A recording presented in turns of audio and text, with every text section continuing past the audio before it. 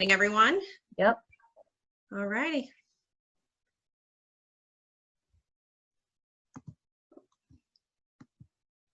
There we go. All right. Hello, everyone. Thank you so much for joining us this Wednesday night. If you can hear me, give me a thumbs up. I see it. Okay, awesome. Thank you. Perfect. So we are waiting just for a couple more people, but I do want to, again, just a warm welcome to our Red, White, and Black series.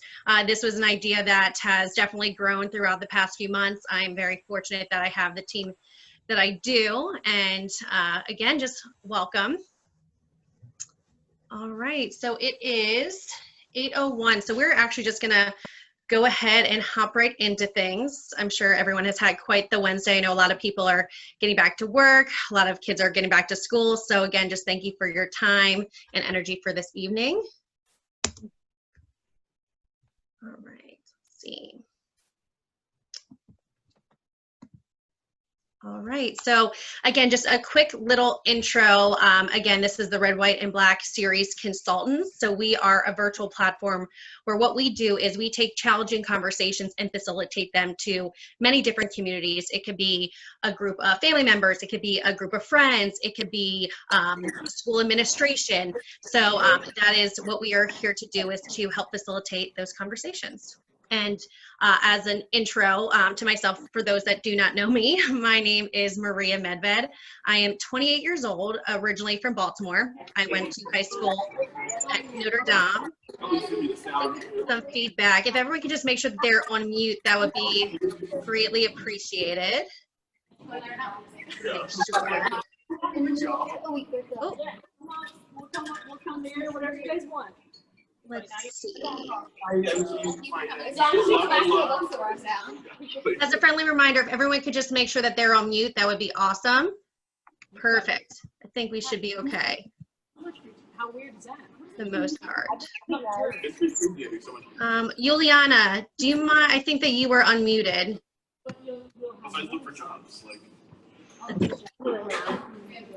I'm gonna remove. Oops. Bye, bye. Chico y chicas, thank you.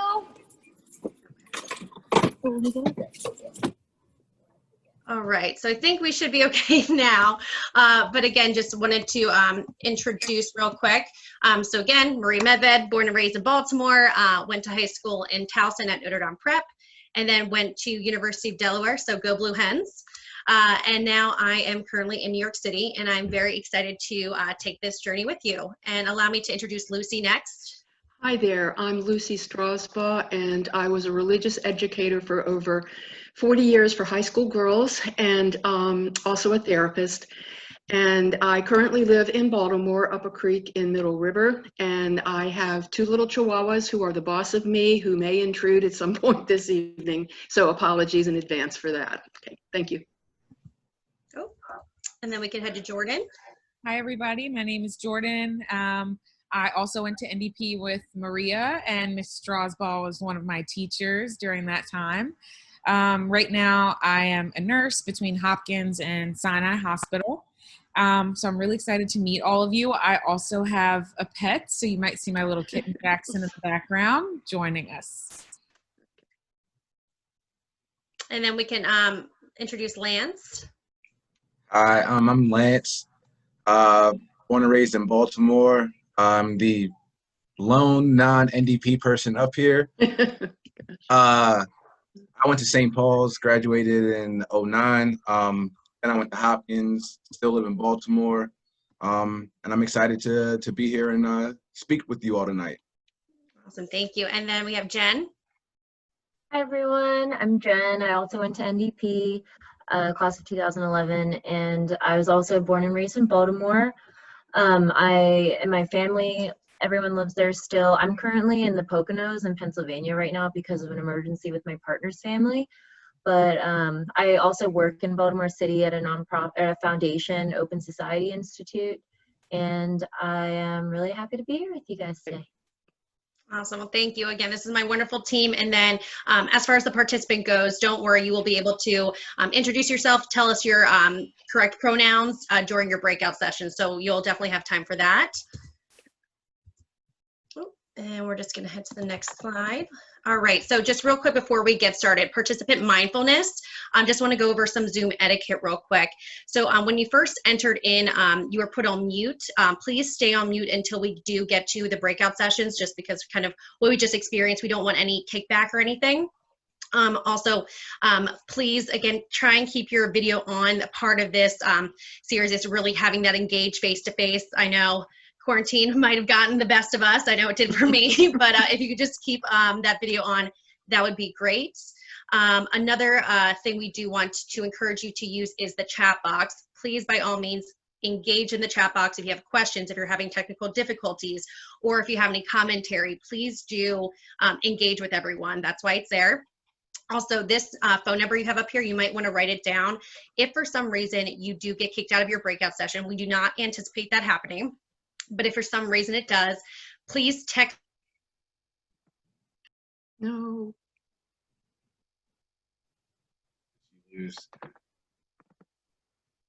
So if you lose, like Maria lost connection there for some reason, Things that we say here within red, white, and black is getting comfortable with being uncomfortable. So if you could just make sure that you are really utilizing those different types of perspectives and opening your minds and your hearts and making that possible, that is great. And making sure that you're challenging the idea, not the individual, just to make sure that everyone does feel comfortable in this space. And I know politics can definitely get in the mix of our social justice issues. However, we're not here to tell you to be Republican, Democrat, Independent, but we are here to tell you that we all need to coexist and we all need all communities to be treated equally. So that is what we're here to make us better humans and to do great in the community. Thirdly, confidentiality and respect. Again, that's something that should be in all environments. What is said here should stay here. Where you learn it and the person you learn it from should also be confidential as well. During this session, we are recording the large portion, but when it comes to breakouts, we are not recording. So we want that for you all to feel safe and really comfortable to have these challenging discussions. And finally, being okay with the lack of closure. This is not a course where you get a diploma at the end. This is continuous conversations and you're really never finished learning. So just be comfortable with that. And enough of that. So let's really get into the meat of everything. I'm going to have Lucy and Lance lead us on our first episode, focusing on history, racism, and implicit bias.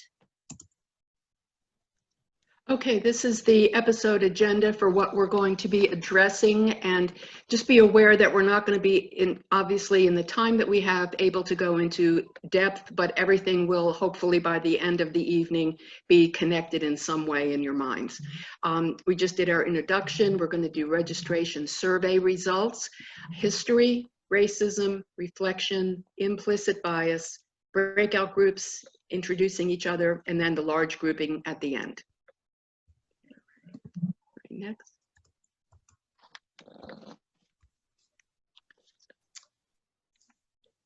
Okay. Registration survey results, I found them very encouraging for the kind of group that we're going to be able to work with for the next four Wednesday nights. I see a lot of openness here. So as I just generally go over each square, you can also be following along. What was your level of comfort in discussing racial issues? We only had 6.6% very uncomfortable. We have a little larger number uncomfortable. Indifferent, okay, either way, 20%. Comfortable was the majority, and very comfortable was significant. The next one, how privileged do you feel? We have a largely white group here, so it's accurate that it would be as high as it is. And then the rest felt privileged, but not very privileged. 4, in the social climate of the country, what emotion are you feeling most strongly? Whoa, tired, number 1. Confused, powerless, heartbroken is most of us. Numb, interestingly, was 0. and other. Honestly, I cannot read what those others are. Those are specifically exhausted, frustrated, and mad. So Okay. those are Very all good. very valid. Very good. Okay. Right. Okay, and how involved are you in advocating for Black lives? We see it all here in really large numbers. This is really going to be an active group. Protesting, donating, self-educating is 86%. That's the largest percentage. Social media posting, initiating, wow, good for y'all, initiating challenging conversations with others, because that's really what I have to say our hope is at the end of this course, is that you are sent out and you are doing that. And the other, Maria, can you read them, please? Absolutely, sure. So it says, for others, it says, my workplace has been doing weekly trainings on the history of racism and racism today, which is great to see that this has really been infiltrating into the workplace, because that is really where a lot of work does need to be done. And then supporting Black businesses, which is awesome to see. So again, this just shows that we already have such progression and there's still room for growth. Yep. And what role do you play in supporting the Black community? We have observers, we have actors, and we're going to be going over what those terms mean during the month. Ally is the biggest percentage, which is very, very encouraging. And accomplice, which is a step above ally. And I do want to say that I am encouraged by how many Black participants signed up for this. And I really invite you to be just as dead honest with us as you're able to be, and just offer any suggestions. If we seem off point in any way, I really invite you to let us know about that. Okay? Absolutely. And then Lucy, I'm going to take this next slide just because I do have some comments I would like to share on this. So again, the George Floyd did reunite a lot of frustration and a lot of emotions as it should have.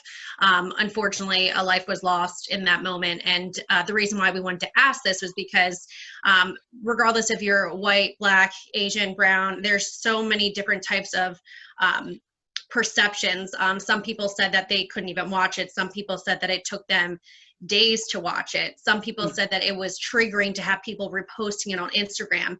And to be honest, I never had that perspective until I read these as it being triggering. But obviously me being part of the white community and not having to face those tough realities every day, that was something that stuck with me as I was reviewing the survey. So thank you all for those that did fill it out. That is great feedback. All right, and then I'm gonna pass it over to Lance. Okay, and here's a video. You may have seen it being shared across social media. Kimberly Jones, she eloquently states the Black plight in America. Excuse the language in the video towards the end because she gets a little bit passionate, but we felt as though this video is something that we all need to see. Mm-hmm. Yeah, absolutely. If this is one takeaway from this series, it's this video. It's very powerful.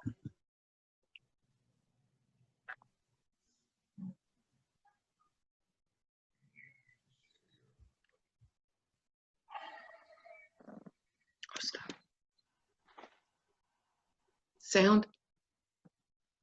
The sound isn't.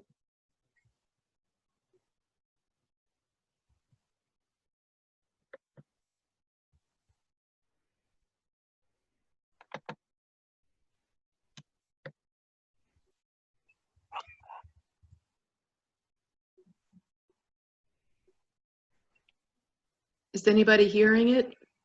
Nah, she has to share her audio. Oh, I'm sorry, no one can hear? No. No. Oh, okay, well that is, gotcha. Well then let me go ahead and get that going. All righty. Thank you for letting me know. Let's just hop back real quick. Let's go right there. Or just give me a thumbs up if you can hear, please.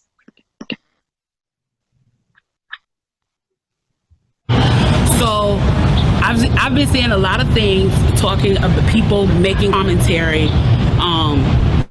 Interestingly enough, the ones I've noticed that have been making the commentary are wealthy Black people, making the commentary about we should not be rioting, we should not be looting, we should not be tearing up our own communities.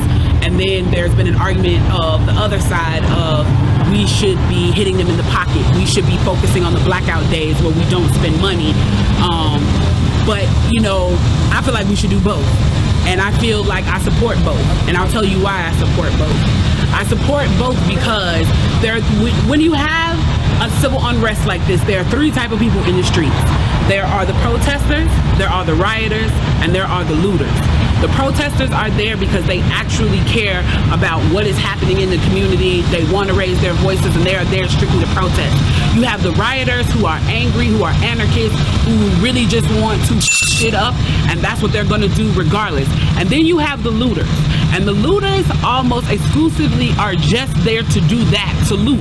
Now, people are like, well, what did you gain? Well, what did you get from looting? I think that as long as we're focusing on the what, we're not focusing on the why, and that's my issue with that. As long as we're focusing on what they're doing, we're not focusing on why they're doing. And some people are like, well, those aren't people who are legitimately angry about what's happening. Those are people who just want to get stuff. Okay, well then, let's go with that. Let's say that's what it is. Let's ask ourselves why in this country in 2020, the financial gap between poor blacks and the rest of the world is at such a distance that people feel like their only hope and only opportunity to get some of the things that we flaunt and flash in front of them all the time is to walk through a broken glass window and get it. That they are so hopeless that getting that necklace, getting that TV, getting that change, getting that bed, getting that phone, whatever it is that they're going to get, is that in that moment when the riots happen and if they present an opportunity of looting, that's their only opportunity to get it. We need to be questioning that why. Why are people that poor? Why are people that broke? Why are people that food insecure, that clothing insecure, that they feel like their only shot, that they are shooting their shot by walking through a broken glass window to get what they need? And then people want to talk about, well, there's plenty of people who pulled themselves up by their bootstraps and got it on their own. Why can't they do that? Let me explain to you something about economics in America. And I'm so glad that as a child, I got an opportunity to spend time at Push where they taught me this, is that we must never forget that economics was the reason that black people were brought to this country. We came to do the agricultural work in the South and the textile work in the North. Do you understand that? That's what we came to do. We came to do the agricultural work in the South and the textile work in the North. Now, if I right now decided that I wanted to play Monopoly with you, and for 400 rounds of playing Monopoly, I didn't allow you to have any money, I didn't allow you to have anything on the board, I didn't allow for you to have anything, and then we played another 50 rounds of Monopoly, and everything that you gained and you earned while you were playing that round of Monopoly was taken from you. That was Tulsa, that was Rosewood. Those are places where we built black economic wealth, where we were self-sufficient, where we owned our stores, where we owned our property, and they burned them to the ground. So that's 450 years. So for 400 rounds of Monopoly, you don't get to play at all. Not only do you not get to play, you have to play on the behalf of the person that you're playing against. You have to play and make money and earn wealth for them, and then you have to turn it over to them. So then for 50 years, you finally get a little bit and you're allowed to play. And every time that they don't like the way that you're playing, or that you're catching up, or that you're doing something to be self-sufficient, they burn your game. They burn your cards. They burn your Monopoly money. And then finally at the release and the onset of that, they allow you to play and they say, okay, now you catch up. Now at this point, the only way you're going to catch up in the game is if the person shares the wealth, correct? But what if every time you share the wealth, then there's psychological warfare against you to say, oh, you're an equal opportunity hire. So if I played 400 rounds of Monopoly with you and I had to play and give you every dime that I made, and then for 50 years, every time that I played, if you didn't like what I did, you got to burn it like they did in Tulsa and like they did in Rosewood, how can you win? How can you win? You can't win. The game is fixed. So when they say, why do you burn down the community? Why do you burn down your own neighborhood? It's not ours. We don't own anything. We don't own anything. There is, Trevor Noah said it so beautifully last night. There's a social contract that we all have, that if you steal or if I steal, then the person who is the authority comes in and they fix the situation. But the person who fixes the situation is killing us. So the social contract is broken. And if the social contract is broken, why the f do I give a shit about burning the Football Hall of Fame, about burning the Target? You broke the contract when you killed us in the streets and didn't give up. You broke the contract when for 400 years we played your game and built your wealth. You broke the contract when we built our wealth again on our own by our bootstraps in Tulsa and you dropped bombs on us. When we built it in Rosewood and you came in and you slaughtered us. You broke the contract, so your Target, your Hall of Fame. As far as I'm concerned, they could burn this bitch to the ground. And it still wouldn't be enough. And they are lucky that what black people are looking for is equality and not revenge.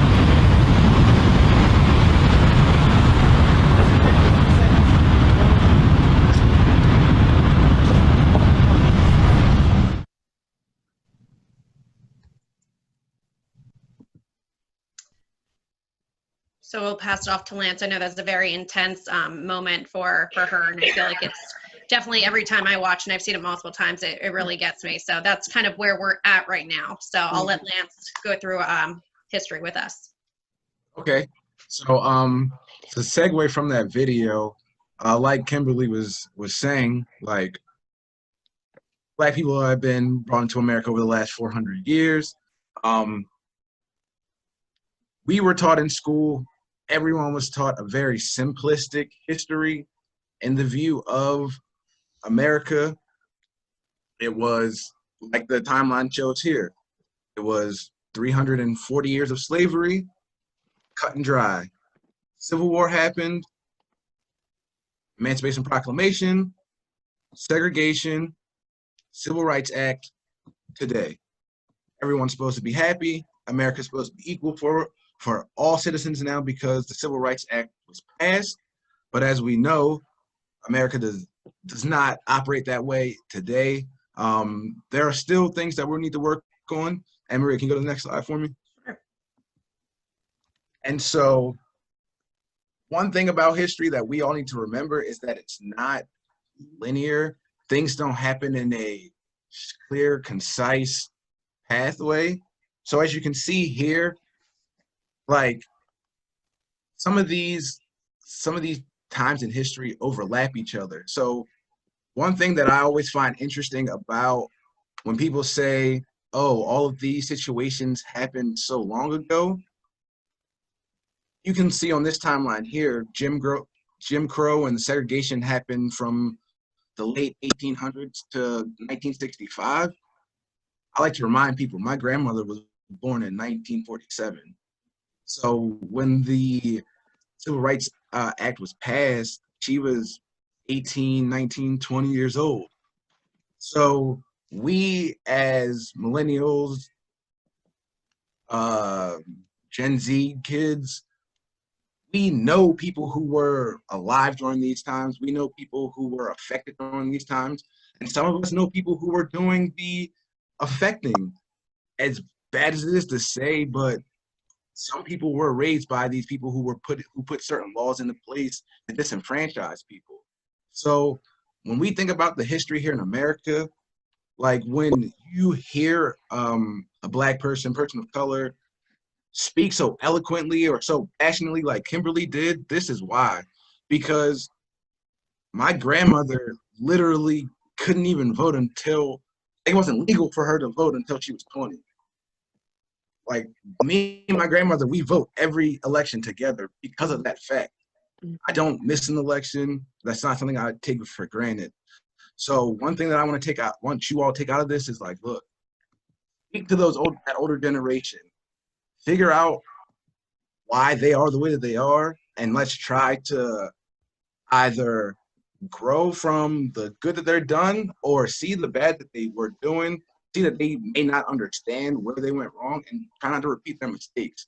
Like, I'm not gonna tell you go out here and hate your grandparents because they were picketing against integration of schools, but that's something you also have to realize is your grandparents may not have, certain people's grandparents may not have like my grandmother. And that's the only thing like about history that I want people to realize is it's not as distant as we think it is. Absolutely. And then we're going to pass it along to Lucy to introduce us to racism. And so I'm going to actually, Lucy, do you want to intro this? Sure. This is a very engaging short video using some of the terms, the basic terms and concepts about racism. And she's doing a kind of back and forth, the Black woman talking, responding to the comments of the white woman that she is playing. And that's a very helpful approach. So go ahead, Maria. All right. And give me a thumbs up if you can hear it, okay? Okay. I've got a challenge for you. Try talking about racism with your friends, family, or coworkers, and get ready to watch people squirm.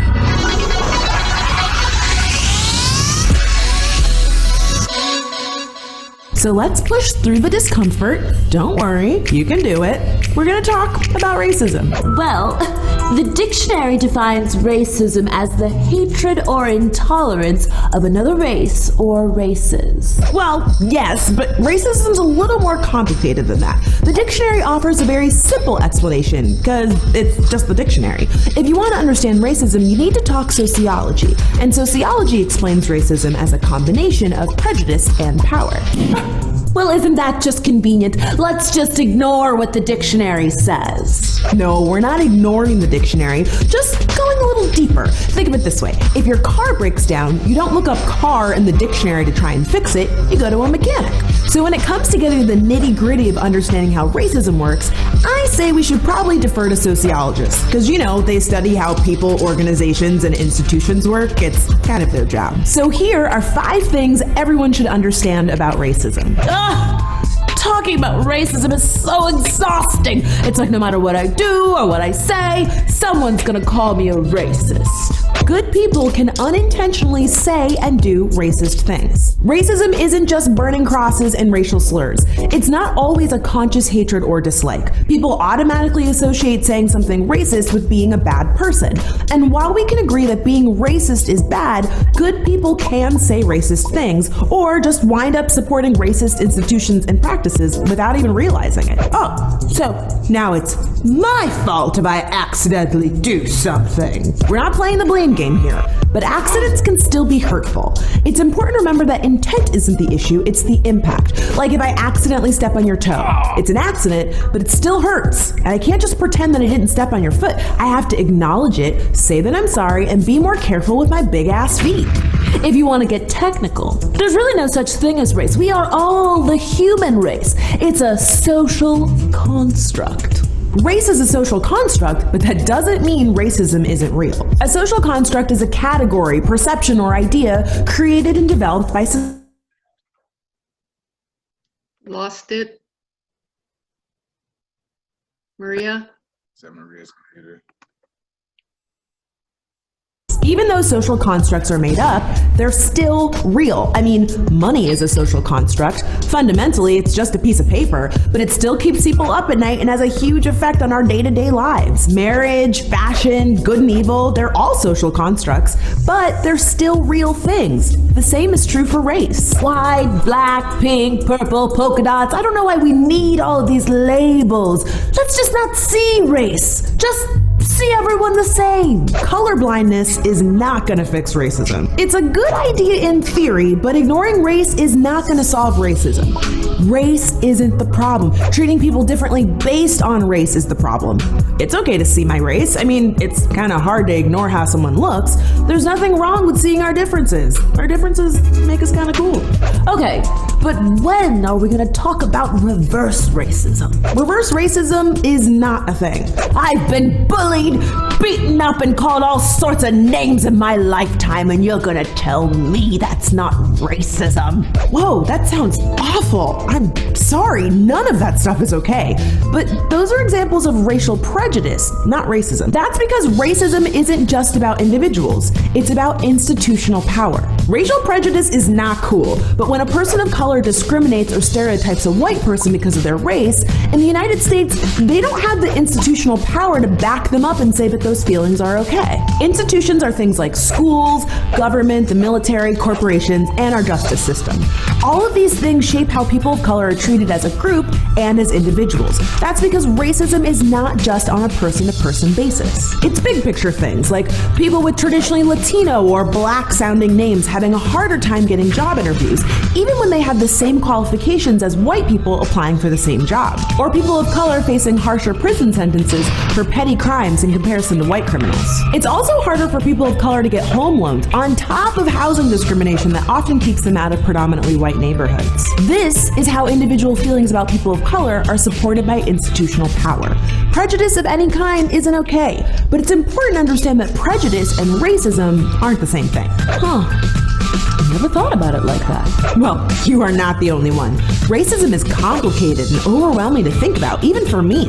But understanding what racism is and what it isn't is the first step in fighting against it. So what are some misconceptions that you've heard about racism? Or maybe some misconceptions that you had in the past? Let us know in the comments, and we'll see you next week. Okay. All right, so there was a lot of information in that short video, and what I'm going to try to do for about 8 to 10 minutes is break down some of the concepts around racism and some of the terminology, and we will be dealing with the issues that I raise later in the breakout groups and the next 3 Wednesday nights.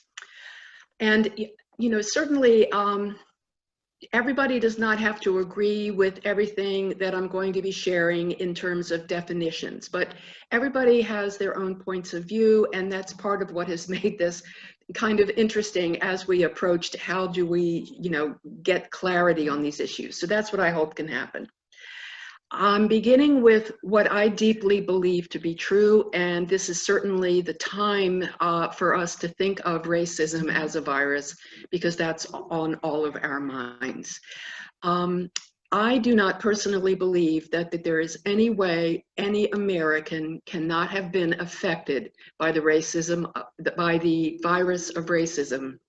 I guess maybe toddlers haven't gotten infected yet, but the more exposure you have to our racist society, our white privileged society, and our heavily biased media, which presents different races in such negative ways, we literally will have to spend, I believe, the rest of our lives fighting the indoctrination that we have received, the majority of which has gone right into the dump of our unconscious minds. But as a therapist, I know that the unconscious might not always be available to us, but it definitely can determine our behavior. So we're going to be exploring that more when we get into the issue of implicit and unconscious bias. Before I move on, this isn't written down on this slide, but as a therapist, I always like to go back to the beginning. And the origins of racism evolved with us as human beings. And it's very important to understand how embedded and wired that is in our minds and our unconscious minds, because we're going to have to be consciously fighting it. What I'm talking about is the fact that for survival purposes, we were evolved to be threatened by difference, all right? And all you got to do is picture, you know, cavemen, you know, the clan in their cave, and on the horizon, something is approaching, all right? First off, is it, you know, animal, vegetable, or mineral? So they figure out if it's a saber-toothed tiger or a human, all right? If it's a human, that's when tribalism comes into play, because they don't know if it's friend or foe, if it is a group that dresses differently from them, wears different markers than them in terms of their, you know, tribal decorations and all of that. they're not going to know if it's going to be friend or foe. So what kicks in is their brain, the amygdala, which I'm going to talk a little bit more about later. The amygdala is our lower reptilian brain, and it is where we feel fear. So we need to accept about our humanity that we are born into a body with a brain that will automatically look at differences as threatening. And we will need to spend the rest of our lives trying to overcome that wiring to get the kind of society that everybody deserves, okay?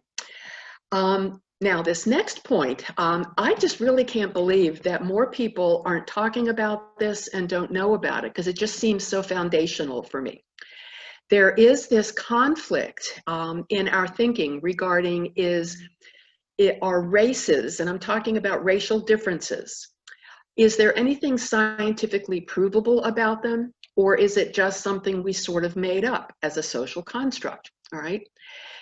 Ever since, I think, whenever DNA research got to the point where they could be discovering what each little gene represented, we have known that there's no scientific basis for saying races are separate in our humanity.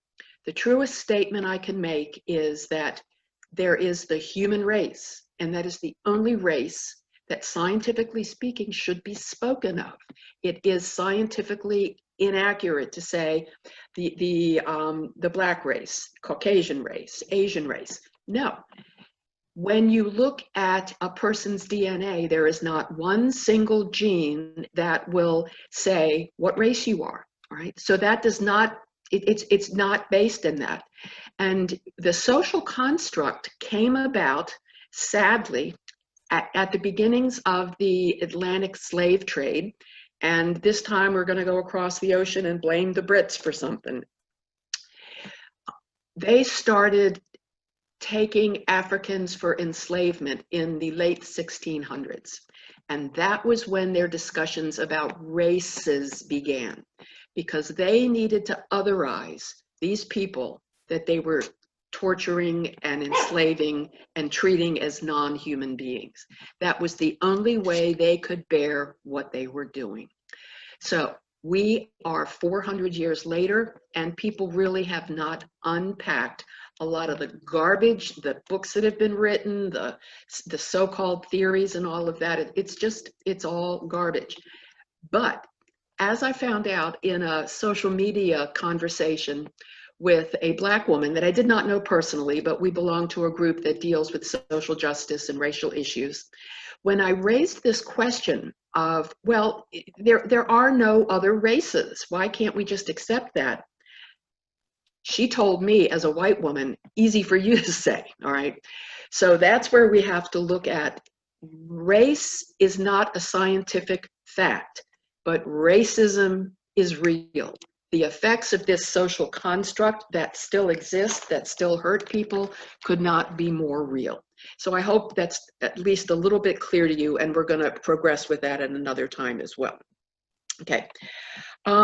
The next point regarding intergenerational trauma. As a therapist, I've been following the literature on this, and I have followed, trauma work. Excuse me, my dog is being annoying here. Okay, I'm going to walk and talk at the same time here for a minute. I have to let them out. I'm sorry.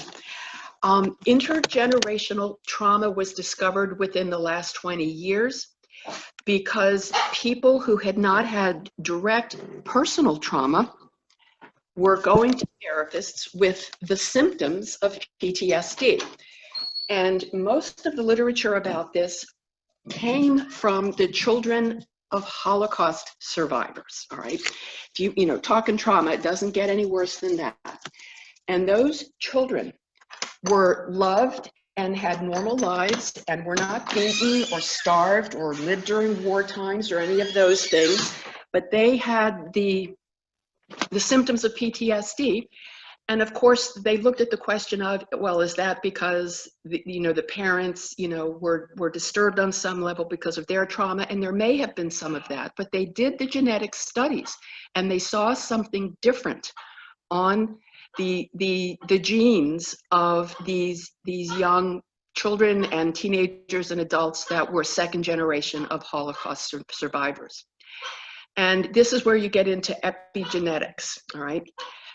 The trauma of the parent created a chemical reaction which evolved into a change that did not change the basic structure of the DNA, but the epigenetics, something over top of it. This is a whole new area of scientific thought. In epigenetics, we're seeing we inherit a whole lot more than we ever thought we inherited. It's not just blue eyes and red hair. It is also trauma, all right? The trauma of epigenetics. All right, let me get back, I'm sorry. Okay. I don't know if that is new information for a lot of people or not, and in the resources, there's more information there than in your lifetime that you'll have time to go through, and there's all right.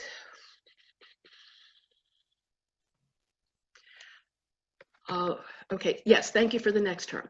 All right, so here's just where we're getting into language, and there's a lot of variety in how people look at a lot of these terms. Okay, so I'm gonna do it in a little bit different order than is on your screen. Again, I see things in a kind of developmental way, like what comes first. Because of what I described about how anybody who is different were evolved to see as a threat in some way, I look at stereotyping as the first step to racism. Like if we have a continuum, stereotyping is the first stage and full-on racism is at the other end of the continuum. Stereotyping is labeling, and it is then assuming that based on your experience, let's say I have an awkward experience or an uncomfortable experience at a young age with someone of a different ethnicity, from a different country, from a different neighborhood, whatever it is, you then take that one experience and you apply it to the entire group, all right? Rationally, you know that makes no sense, but I do want to go back to the brain just for a second. As I explained, the amygdala being at, the reptile brain, the very first part of the brain that evolved, and it's where all of the fear is. That's when, as an anti-racist, we have to make the daily commitment that when we have those stereotypical thoughts, we then engage the forebrain, the neocortex, where we have rational thought. And you just have to say to yourself, yes, I had that experience with that particular person. That does not mean everybody who belongs to their particular group is that kind of person. I see this as almost a spiritual practice, the kind of thing we need to engage in to undo our wiring. And we're also going to be having to undo the propagandization that we've experienced, or the indoctrination of our culture. So first it's stereotyping, then prejudice, all right? My definition of prejudice is stereotyping plus prejudging all members of a group, all right? So you prejudge, it's sort of the next step that I already described when I was talking about stereotyping. You label and then you assume everybody in that group is the same. Discrimination is clearly acting in a destructive way based on prejudging and prejudice. And one of the saddest things about our times is if you spend any time on social media, you see lots of examples of active discrimination of very prejudiced people who, verbally assaultive, physically assaultive, all the ways that we can keep people from getting jobs, moving into neighborhoods. All of that is based on stereotyping and prejudice. Okay. Now, systemic discrimination is a fact. So just keep that in mind, and I'll be describing systemic racism in a couple of minutes.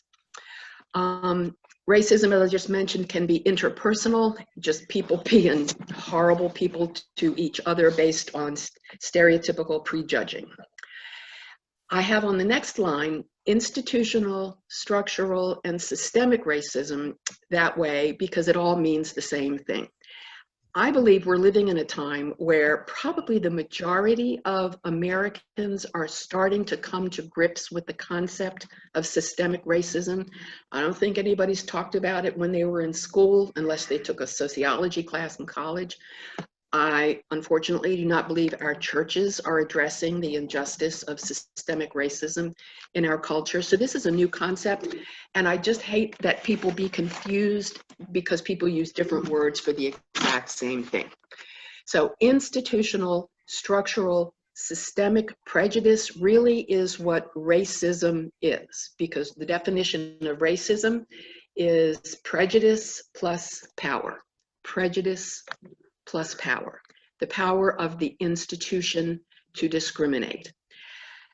We have lived with, if you just could back up for a second, I know I'm probably going on too long, but we have lived for too long with these systems being prejudiced so that it is white people, and I'm probably going to use the word clueless white people in a couple of different instances, because we don't know what is hurting people of other ethnicities. This is why the white people in this country need to wake up, have their eyes and ears open, and listen and learn. And that is why I am so grateful all of you are here doing that very thing. Okay. Okay, Maria, you can change it. No, it's okay. So Lucy, really quick, a question in the chat box. So someone said that they always confuse systemic and systematic racism, but they are different, correct? Yeah, the term I have always just used is systemic. It's embedded in the system or the institution. It's in churches, it's in the healthcare system, it's in our justice system. The most obvious example and the most glaring example now is in policing. Systematic is that's a different word. It really refers to something very different. And what do you have an example as to what that potentially is? Systematic means if you're setting something up, do you have a systematic approach to it? Are you doing 1, 2, 3, or is it random and things are just happening in any old way? So systematic means there's a kind of a plan, right, Lance? Yeah, so like redlining would be systematic.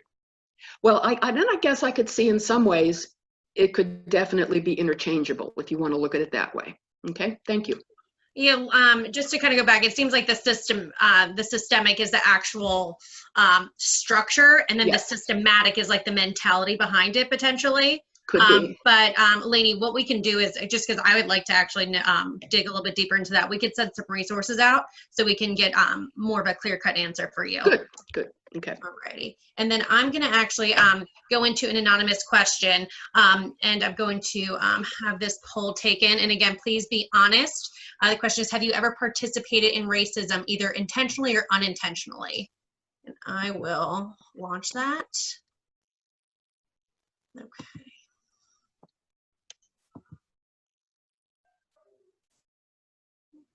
Just give a couple seconds.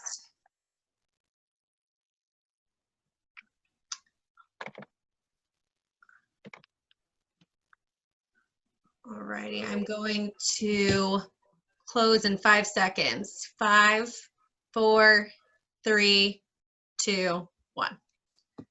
Okay. So as far as results go, it says 94% said yes and 6% said no. And so let's hang on to that information. And then I do want to ask another question. So I'm going to move to the next slide. And this question, let's see, let me get this going. Question number 2, can Black or minority individuals be racist?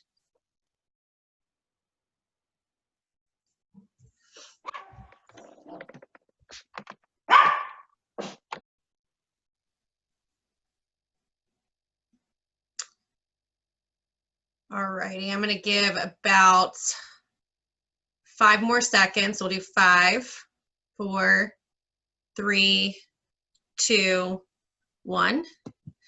Alrighty, so I'll share the results. And with that, it says 61% said yes, 29% said no, and 10% are unsure. So this has been something that I've actually done a lot of research on, and I felt that it was actually a need for us to address that. So I'm going to move to the next slide real quick just to address it. So racism actually is different than prejudice, and that's where a lot of people confuse the two. So racism for Black people and minority, it's not them practicing or partaking in racism, because they don't have that ultimate power. So racism exists when one group has power and influence over another, and within a power structure that systematically and institutionally rewards whiteness. So by definition of what racism is, Black and minority people can be prejudiced, but they cannot be racist, since they hold little power to educate discrimination against another group. And this also goes back to the video. And I know a lot of people definitely have their own opinions on this, but from the resources and my personal feelings, and again, I'm sure you all have your own opinions on this, but this is something that I felt that was very indicative as to understanding the difference between prejudice and the difference between racism. And so I do see there is something in the chat box. Let's see. Oop, can't quite find it. My chat box just keeps floating around. There we go.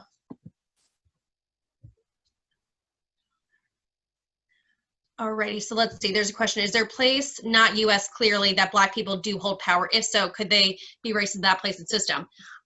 Yeah, I would say so. So it really does. So this is more so focusing on the United States and our social climate here. If there are areas where, and again, that is something that I've kind of gone back and forth on. So well, someone said, I heard Africa. You can go back to the other slide, please. Yeah, let me go back there just so we all can take that in real quick. And so, yes, I would say so. If there is a place where the Black community does have power, where they are rewarded for their Blackness, then yes, that is a situation where racism, they could display racism. However, in the United States, with our social climate, that is not the situation. So therefore, it is prejudice, not racism. Does that clarify? And again, please use the chat box by all means. And this is also another thing that you can also discuss in your breakout groups as well. All righty. I'm going to move on to the next slide.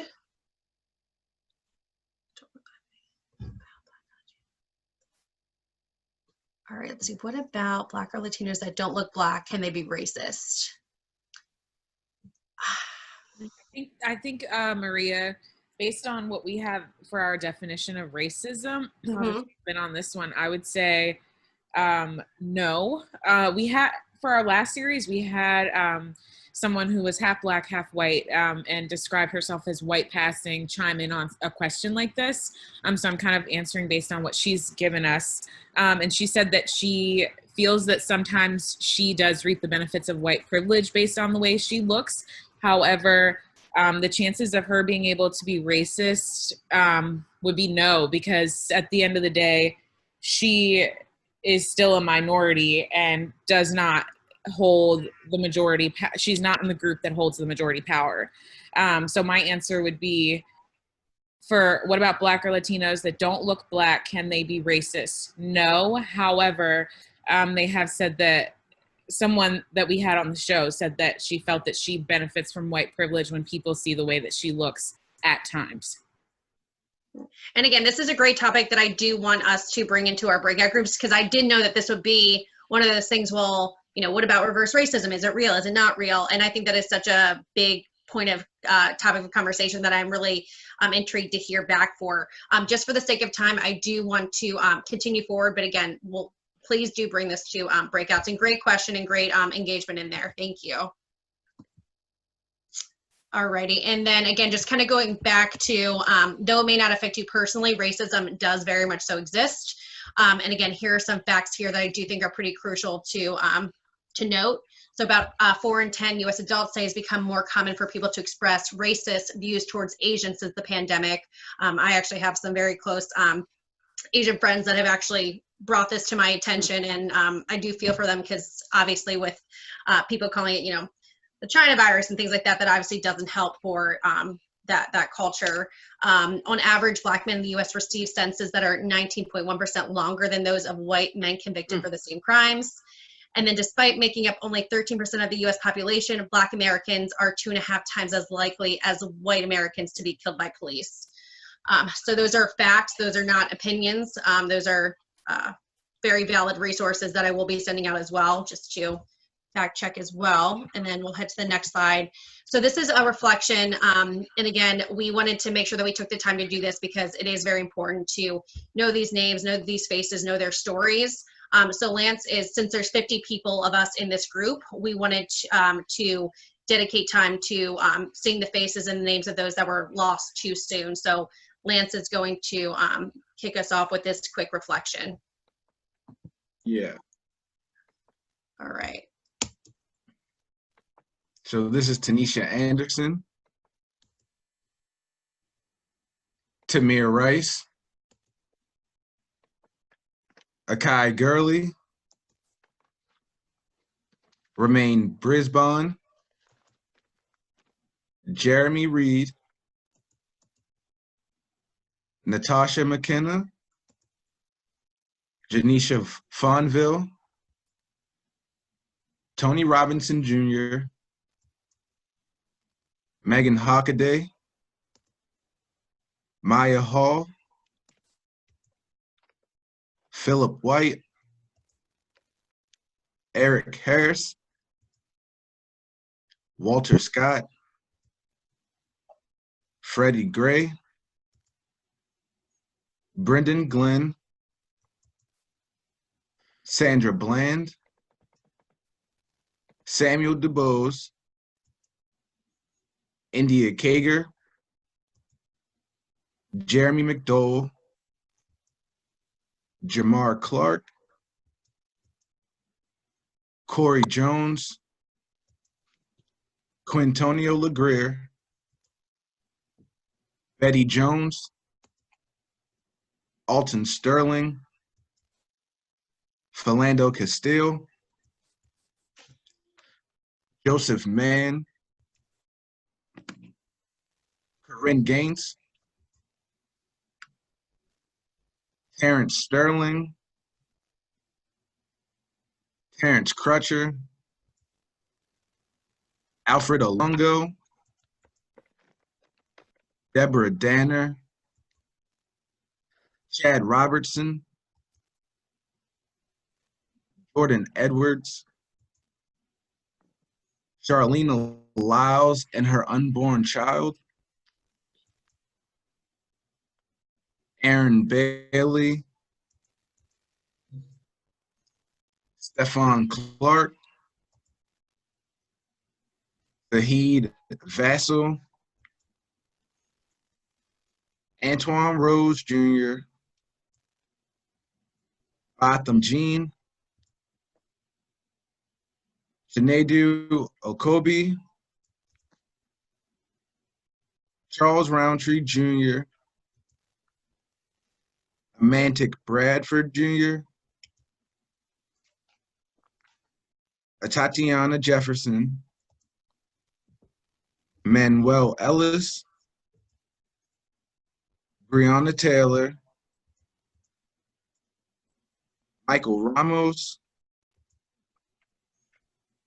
Drayshawn Reed, George Floyd, David McAtee, and Dante Parker. So like Maria stated, there's 50 of us that have registered for this, and these are the last 50 people that have been unarmed people, well, last 50 people that have been murdered by the police here in the USA. All right, so now I'm going to move to the next slide with implicit bias. And Lucy, just for the sake of time, we're gonna skip over the video in here, so just so you're aware. Okay. Then let me just start with a general back to the brain kind of overview. I've already discussed how so much of our behavior and our thoughts are affected by what are in our unconscious minds. And when you talk about bias, I didn't include that in the list of other racial definitions because bias simply means your point of view, your take on something, all right? I know when I was growing up, people used to interchange the word, oh, she's so biased, for she's prejudiced or racist. But I think that has fallen out of favor, which is a good thing. But it is used here in terms of very simply good, bad, and be thinking of the test that you took. I hope everybody had the opportunity to do the pre-work and take the implicit bias test. Personally, I believe every American should be taking that, and especially anyone in the justice system, most definitely police, because you can see the fear that those cops are acting under in so many of the videos that we have seen. And it is just so painful and heartbreaking, the devastation that results, because their unconscious mind is acting out of imagery from TV shows where the black guys are always the bad guys. They're the scary guys. They're the dangerous guys. And that bias gets stereotypically spread over the entire black community, and horrible things are happening because of that.